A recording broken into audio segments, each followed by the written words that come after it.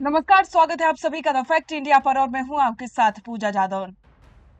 राजस्थान पर इस वक्त बीजेपी और कांग्रेस दोनों की नजर। जिस तरह से बीजेपी के तमाम दिग्गज राजस्थान में अक्सर आते जाते रहते हैं, वो उसी तरीके से कांग्रेस ने भी आना जाना शुरू कर दिया है। कांग्रेस आलाकमान के तमाम नेता अब लगातार राजस्थान का रुख कर रहे हैं। राहुल गांधी एक बार फिर से राजस्थान आ रहे हैं और राजस्थान के कोटा से एक बड़े जन आंदोलन की शुरुआत करने जा रहे हैं।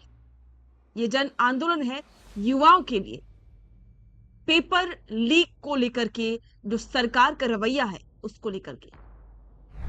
अब आपके मन में सवाल होगा कि राहुल गांधी ने कोटा को ही क्यों चुना। नीट भर्ती परीक्षा को लेकर के जो आंदोलन चल रहा है, कांग्रेस पूरे देश भर में आंदोलन चला रही है और अब इसमें राहुल गांधी की भी एंट्री हो चुकी है। राहुल गांधी ने संवाद की शुरुआत कोटा से शुरू करने का फैसला किया है और इसके बाद देश के अलग अलग हिस्सों में जाकर के वो संवाद करेंगे। तो चलिए समझते हैं कि राहुल गांधी ने कोटा को ही क्यों चुना। अब इसका सबसे बड़ा कारण यही है कि कोटा राजस्थान की कैपिटल कही जाती है पढ़ाई के लिए, कोचिंग के लिए, क्योंकि यहां पर बड़ी संख्या में छात्र छात्राएं अपनी आंखों में डॉक्टर, इंजीनियर बनने का सपना लेकर के पहुंचते हैं। लेकिन जब उनके सपनों पर पानी फिरता है तो जाहिर सी बात है कि सबसे ज्यादा स्थिति खराब, टेंशन, मन में जिस तरह से जो भावनाएं पैदा होती हैं वो कोटा में ही होती हैं। और जिस तरह से अब लगातार पेपर लीक हो रहे हैं उससे परेशान छात्र अब सरकार के आगे यही अपील कर रहे हैं कि उन्हें न्याय चाहिए। राहुल गांधी दिल्ली के हजरत निजामुद्दीन रेलवे स्टेशन से जनशताब्दी एक्सप्रेस में सवार होकर के राजस्थान के कोटा के लिए रवाना होंगे। कांग्रेस ने इस पूरे अभियान की रूपरेखा तैयार कर ली है। इस ट्रेन सफर के दौरान अलग अलग स्टेशनों से देश के युवा और छात्र इस ट्रेन में सवार होंगे और खुद राहुल गांधी से मिलकर के अपनी समस्याएं साझा करेंगे। कांग्रेस का मानना है कि 18 से 30 साल के युवाओं के बीच शिक्षा और नौकरियों का मुद्दा इस समय सबसे ज्यादा सुलग रहा है और राहुल गांधी इसी नब्ज को पकड़ने जा रहे हैं।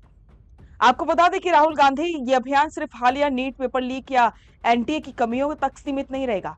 राहुल गांधी इस यात्रा के जरिए शिक्षा व्यवस्था के उन बुनियादी मुद्दों को उठाएंगे जो हर परिवार को प्रभावित करती हैं। इसमें कोचिंग और कॉलेजों की आसमान छूती बढ़ती फीस, प्रतियोगी परीक्षाओं की तैयारी कर रहे छात्रों का मानसिक तनाव, सरकारी स्कूल और कॉलेजों की बदहाली और परीक्षाओं का अत्यधिक केंद्रीकरण, ये सभी बड़े मुद्दे शामिल हैं। हाल ही में राहुल गांधी ने सीबीएसई की ऑनलाइन कॉपी चेकिंग पर सवाल उठाने वाले छात्र से भी मुलाकात की थी, जिससे साफ है कि इस बार पूरी तैयारी के साथ वे उतर रहे हैं। इस महाअभियान का दायरा बहुत बड़ा है। राहुल गांधी देश के उन 4 प्रमुख शहरों को टारगेट कर रहे हैं जिन्हें शिक्षा और छात्र राजनीति का सबसे बड़ा गढ़ माना जाता है।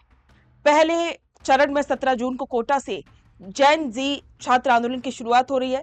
इसके बाद 10 जुलाई को उत्तर प्रदेश के प्रयागराज, 11 जुलाई को बिहार के पटना और 14 जुलाई को देश की राजधानी दिल्ली में बड़े छात्र सम्मेलनों का आयोजन किया जाएगा।